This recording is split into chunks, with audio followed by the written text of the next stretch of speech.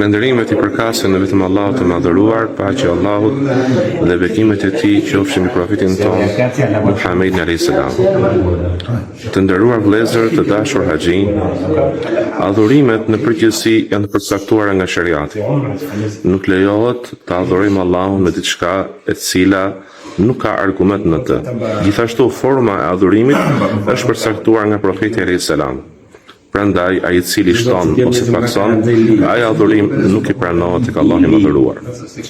Gjithashtu duhet të dimë se Allahu I madhëruar e vlerëson dhe e madhëron dhe shumëfishon punën e mirë në bazë të qëllimit.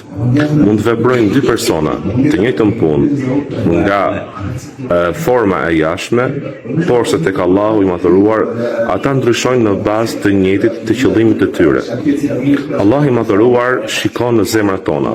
Shkarru në hadith, thot profeti alayhis salam, Allahu I madhëruar shikon në zemrat e juaja dhe në atë që ju veproni. Gjithashtu thot profeti alayhis salam, innamal a'malu binniyat, me të vërtet punët të varen sipas qëllimit.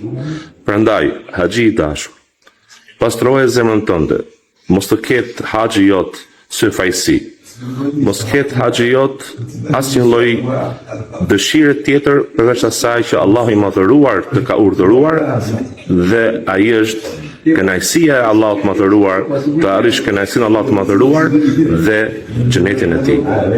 Sa më I pastër të jetë qëllimi yt, sa më I pastër të jetë qëllimi dhe synimi yt me adhurimin e Allahut të madhëruar, aq më I madh është shpërblimi I haxhit I adhurimit tek Allahu Azza wa Jall.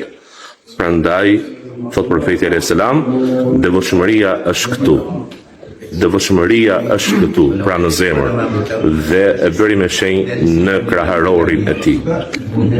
Të dashur haxhi, e këshilloj veten dhe këshilloj ju që t'i pastrojmë zemrat tona, që të jetë ky haxh një adhurim I pastër nga çdo qëllim I keq, I cili e pakson ose e azgjëson këtë adhurim madhështor. Allahu ju ruajt, Allahu ju ndihmoft në këtë adhurim ta përfundoni me sukses deri në fund. Assalamu alaikum wa rahmatullahi wa barakatuh.